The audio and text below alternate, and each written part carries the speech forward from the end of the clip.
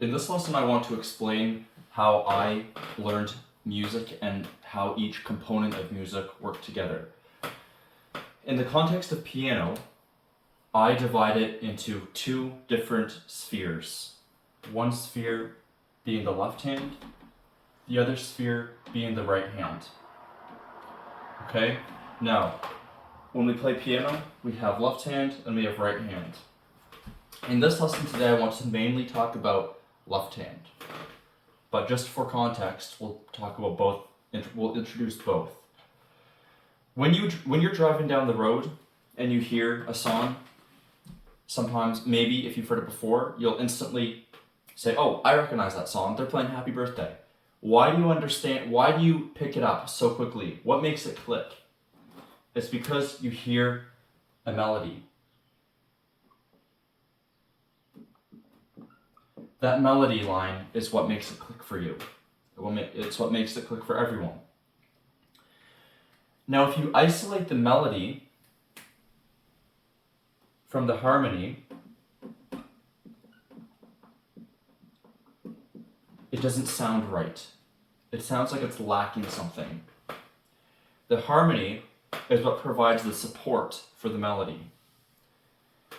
And it's through joining these two components together that you have music. Throughout your musical journey, you want to consistently isolate both of these components. For example, if you're learning a song, you'll want to learn maybe the melody line first, and then you'll want to learn the harmony. And then you'll want to combine both of them together simultaneously. And that's how you can get smooth at what you're playing. So, to carry on with our left hand plays something called chords. Okay? Now I'm going to write a big A here, and I'm going to write chords. Okay? These chords are comprised of two different qualities. Now these are extremely broad categories, and as we go more in depth, we'll break each quality down into subsections and see how they differ. But for now, all you have to know is they're composed of happy sounds and sad sounds. Now not both happy. One happy and one sad. Now, disclaimer, this is a very unorthodox method, so I hope the musical community won't be too offended at this representation, but this is what has worked for me over the years. With happy sounds, you have elements that make you joyous. Maybe you'll have elements that make you even bittersweet. Now, it's debatable what side bittersweet belongs on. Some say it's composed of sad, some say it's composed of happy. I think it's composed of somewhere in the middle. But for this sake of illustration, we'll just put it here. Bittersweet will have even amused, right? There are many more words that describe the way happy chords make us feel, but we'll keep it simple. With sad, we have obviously sad. We might even have anger.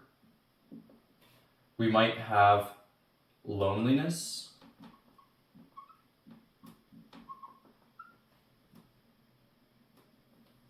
We might have unease. Okay, unease.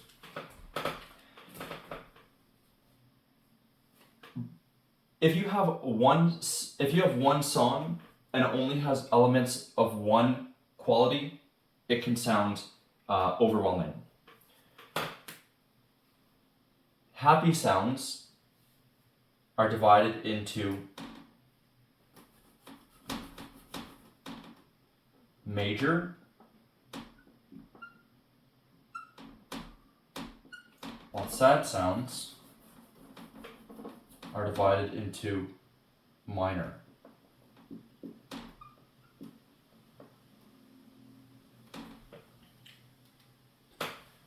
major, minor. Minor is sad, major is happy. Now when you listen to, take for example, Chopin's Nocturne in E flat, the listening experience is different for everyone. It's subjective, but broadly speaking, you should feel the full gamut of human emotion by listening to that song. Beethoven's Für-Elise is another example. If you have too much of one or too much of the other, as we said before, it can feel overwhelming. But it's the combination of the two that create the masterpiece and that creates a pleasant listening experience for the listener.